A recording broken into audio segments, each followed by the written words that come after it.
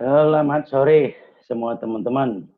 Apa kabar? Ketemu lagi dengan Hendry Gemilang di YouTube channel Hendry Gemilang yang selalu mengulas hal-hal yang terkait dengan olah sikap. Ingat, tagline kita berbunyi, manakala sikap berada pada tempatnya, maka sukses sejati datang secara alami. Oke? Di kesempatan sore ini saya beruntung sekali bisa menghubungi seorang dosen yang ganteng dan ya lumayan senior begitu. Dan tentunya sebagai seorang dosen saya berharap bisa bercakap-cakap dengan beliau tentang seputar summa cum laude dan karir cemerlang, karena ini sangat mendasar, sangat penting untuk perjalanan bangsa dan negara kita ke depan. Oke, selamat mengikuti. Baiklah teman-teman, seperti pembukaan tadi yang saya sudah sampaikan, sekarang Mas Wisnu sudah ada bersama kita. Kita akan membahas yang seputar summa cum laude. Kebetulan beliau ini background-nya adalah dosen Universitas Internasional Batam. Apa kabar Mas Wisnu? Luar biasa, Pak Hendry. Ya, terima kasih atas undangannya. Ya. Saya senang sekali Mas Wisnu bisa berbagi dengan kita karena ini menyangkut masa depan bangsa dan negara di dalam mempersiapkan generasi muda mulai dari kampus, Mas.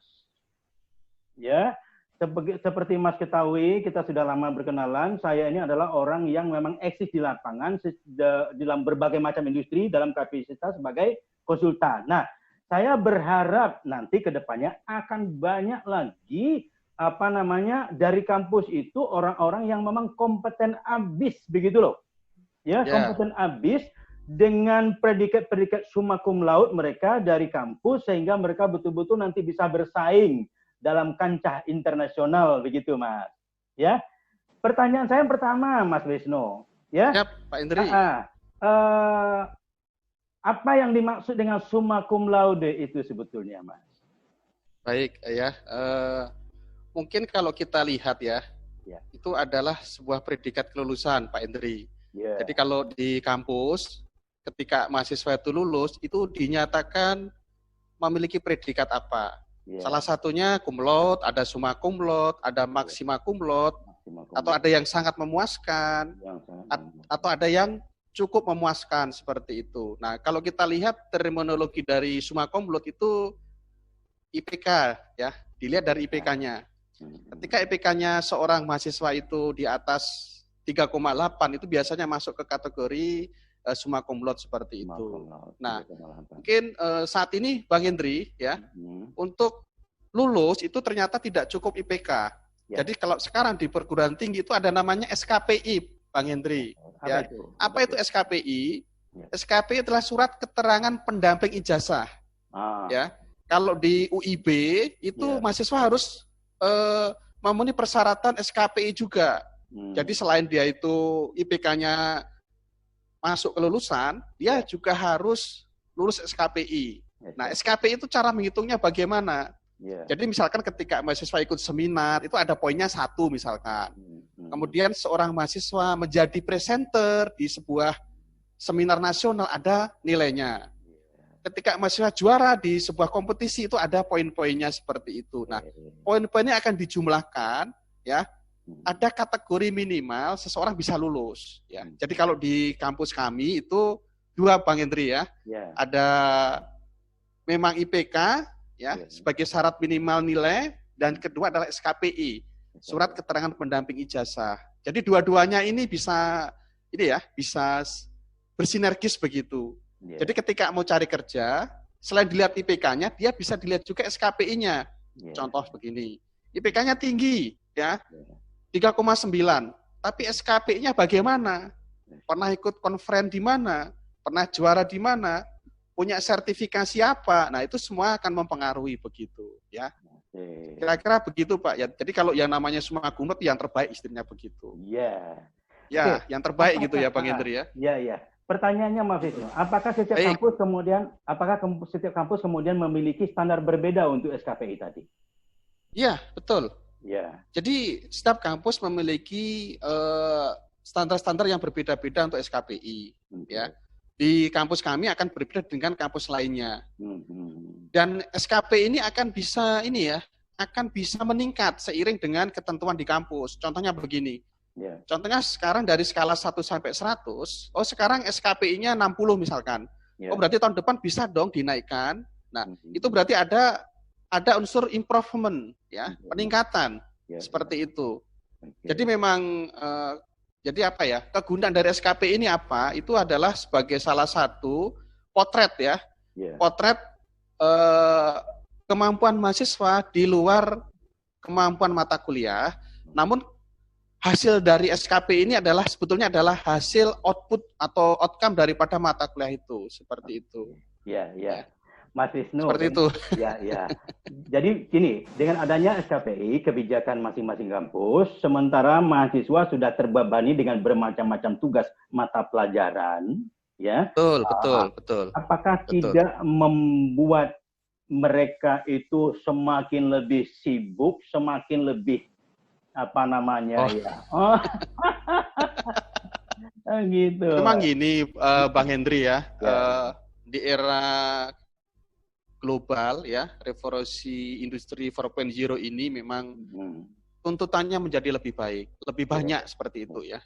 Jadi dulu mungkin nggak ada, tapi sekarang ada karena mungkin tuntutan dari industri ya.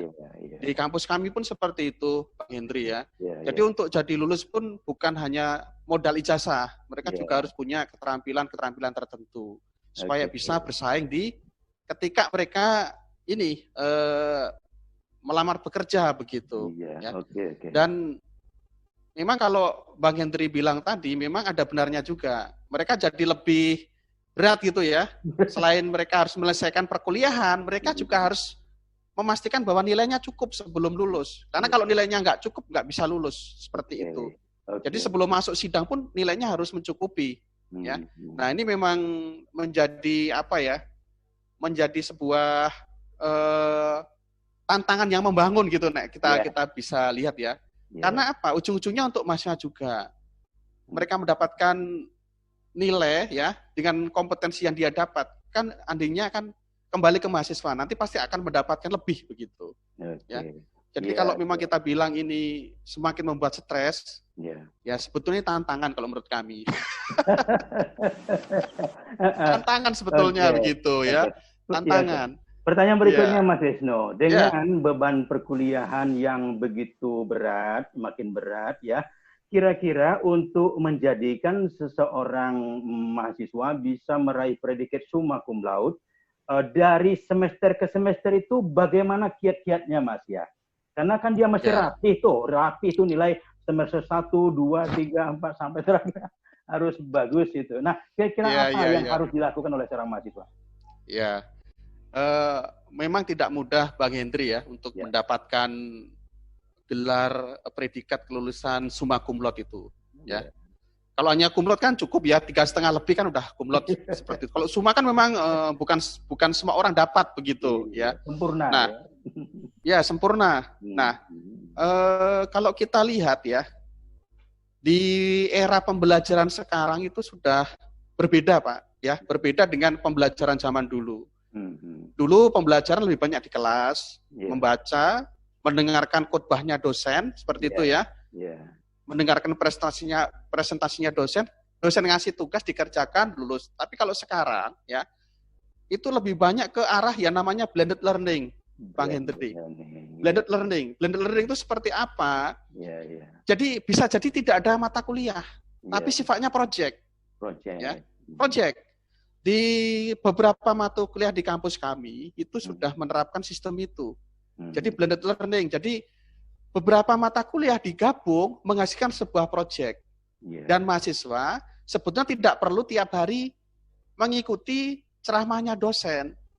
Dia tinggal melaksanakan proyek yang dikasihkan dosen itu apa, membuat laporannya, mempresentasikannya, mempublikasikannya, dan mendapatkan nilai seperti itu. Nah, ini banyak contoh Bang Hendri ya. Seperti beberapa mata kuliah kita di semester ini ya. Ini kan masih semester genap 2019-2020 ya. Ada beberapa mata kuliah kami, contohnya mata kuliah kewarganegaraan, itu udah nggak ada lagi tatap muka. Oh, begitu. Ya, tidak ada lagi tatap muka. Jadi mahasiswa membuat proyek ya faktual, yang faktual begitu ya di masyarakat. Jadi mereka melakukan survei di masyarakat dengan pendekatan design thinking ya. Mereka menemukan masalah-masalah di masyarakat, kemudian mereka menciptakan ya program-program untuk masyarakat dan terukur hasilnya begitu. Nah, lebih banyak ke situ dan di semester depan ya, ini kan kalau di kami itu kan memang masih online ya, masih daring seperti ini. Itu akan banyak pembelajaran sifatnya proyek. Nah, kenapa kok proyek begitu ya? Karena kalau pembelajaran hanya mendengarkan khotbah, kita menyelesaikan soal, yang soal-soal dahmi seperti itu nggak membawa peningkatan keilmuan ke mahasiswa. Namun kalau kita mencari permasalahan dan memberikan solusi dan itu dipakai masyarakat, itu luar biasa, Bang Henry. Dan itu sudah kita praktekkan di beberapa mata kuliah. Memang belum semua gitu ya, tapi sudah arahnya nanti ke sana. Jadi nanti ke depannya itu akan banyak karya-karya yang real dihasilkan mahasiswa. Jadi bukan mereka menunggu bekerja saja, mereka akan menyiapkan diri di perusahaan, tapi dari sekarang pun mereka sudah bisa melakukan program-program untuk masyarakat. Dan itu nanti kita akan seminarkan nasional. Jadi nanti tanggal 15 Agustus, insya Allah kita akan laksanakan konferensi nasional untuk karya-karya mahasiswa seperti itu. Jadi memang pembelajarannya dulu, kalau saya dulu kuliah kan membosankan ya Bang Henry ya, dengerin dosen. Dengerin dosen ngomong begitu kan, boring begitu. Tapi sekarang lebih menantang sebetulnya. Ya, lebih menantang karena kita mencari sendiri masalah di masyarakat dan kita memecahkan, meskipun hanya masalah-masalah yang kecil begitu. Ya. Namun kan itu bisa apa ya istilahnya ya, kelihatan nyata manfaatnya untuk masyarakat. Ya. Contoh lain mata kuliah agama, Bang Hendri. Ya. Dulu kalau kami ya pendidikan agama itu kan lebih banyak baca buku ya, buku-buku agama seperti itu. Di kami udah nggak ada sekarang. Jadi mahasiswa langsung sifatnya project. Ya. Project langsung ke tempat-tempat ibadah. Ya, apapun itu silahkan memberikan sesuatu untuk tempat ibadah. Ya, istilahnya pemberdayaan tempat ibadah, mengajari umat-umat ya, mengajari jamaah begitu. Silahkan begitu ya. Dan ini ternyata masih lebih senang begitu ya. Karena waktunya fleksibel. Ya. Output oriented begitu, waktu bisa diatur dan itu berkelompok begitu. Jadi di zaman sekarang, terutama yang seperti yang sudah dipraktekkan di Universitas Internasional Batam, mahasiswa itu lebih banyak menghadapi hal-hal yang empiris ya di lapangan ya. Ya betul, setuju. Ketimbang hanya diceramahin dalam kelas gitu ya. Ya betul ya. Diceramahin itu capek juga lah Mas. Prinsip kami begini Bang Hendri, kalau mau nyari materi ya cari aja di Google kan banyak. Kita sediakan buku-buku, kita sediakan jurnal-jurnal, silakan dibaca. Jadi cari sendiri, nggak kita ajari lagi begitu loh. Tapi apakah yang kamu hasilkan dalam pembelajaran itu yang lebih penting. Dan ada lagi sekarang yang paling luar biasa, itu Merdeka Belajar Bang Hendri. Jadi kalau mahasiswa punya bisnis ya, masuk dalam inkubator. Nah ini, dia bisa mendapatkan cuma pengganti SKS dengan nilai penuh bila mana inkubator itu berhasil. Ya, konsep Merdeka Belajar ada sekarang di kami. Ya. Jadi kedengarannya konsep Merdeka Belajar ini kebalikan dari konsep terjajah belajar ya. Oke, Mas Wisno, kira-kira dalam 1 sampai 5 kiat-kiat apa kira-kira inti-inti yang harus dilakukan oleh adik-adik mahasiswa kita supaya summa cum laude tadi bisa dapat 1, 2, 3, 4, 5. Oke, yang pertama jelas tetap belajar, itu nggak boleh nggak ya. Pelajari semua materi dengan baik, itu yang pertama. Yang kedua, melatih kerjasama. Ya, karena dalam proses perkuliahan, terutama yang blended learning seperti ini, dibuat tidak bisa sendiri, tapi kita bersama-sama dalam sebuah tim. Latih kerjasama, dalam kerjasama kita akan banyak berinteraksi dengan sesama. Nah, itu yang kedua, kerjasama. Yang ketiga adalah dengan masyarakat. Ya. Karena dengan masyarakat kita terjun, otomatis kita akan melatih diri kita untuk bisa untuk berkomunikasi dengan masyarakat. Ya. Karena kalau hanya sekedar membuat program itu gampang, ya. Tapi bagaimana mengimplementasikan dan menjaga hubungan baik supaya program kita bisa dilakukan oleh masyarakat itu yang sangat kecil itu, sehingga dibutuhkan komunikasi yang baik seperti itu. Keempat. Ya. Yang keempat, tentunya ini kepercayaan diri. Kepercayaan diri. Bang Hendri, ya, orang harus percaya diri ketika kita itu melaksanakan sebuah program, harus pede begitu bahwa memang apa yang kita buat memang ini yang terbaik, menarik, ya, bermanfaat seperti itu. Ya. Yang kelima, dana cukup. Karena semua udah. Jadi memang tantangannya seperti itu ya. Sekarang pinter tidak cukup, tapi tidak boleh bodoh begitu. Harus belajar. Karena kalau sebelum Anda menciptakan sebuah program, Anda nggak tahu dasarnya, itu berat. Ya nggak bisa juga. Harus tahu juga ilmunya begitu. Oke. Kira-kira dengan 5 ini, Mas Wisnu yakin teman-teman adik-adik mahasiswa kita bisa mencapai predikat summa cum laude? Nah, satu lagi Bang Hendri yang lupa, itu senantiasa berdoa kepada Tuhan, ini yang paling lupa. Iyalah. Tetap yang Tuhan yang menentukan. Tapi di balik itu sebetulnya begini, ya. Apa sih artinya sebuah predikat kelulusan sebetulnya? Ya. Memang harapannya bisa begitu ya. Namun untuk mencapai sebuah kesuksesan tidak selalu harus summa cum laude. Contohnya beberapa juara idol kita kan, malah yang jadi hebat ranking 2, ranking 3 seperti itu. Yang ranking 1-nya nggak kelihatan begitu, ya. Boleh. Tapi yang penting begini, kalau saran saya, ya, Anda berusaha secara maksimal untuk mencari IPK itu memang betul, tapi Anda juga harus berpikir perbaiki kompetensi Anda seperti itu, ya. Seperti itu. Jadi kalau dua-duanya bisa bagus, insya Allah Anda akan bisa mendapatkan namanya summa cum laude, ya, seperti cita-cita Bang Hendri untuk kita semua gitu ya.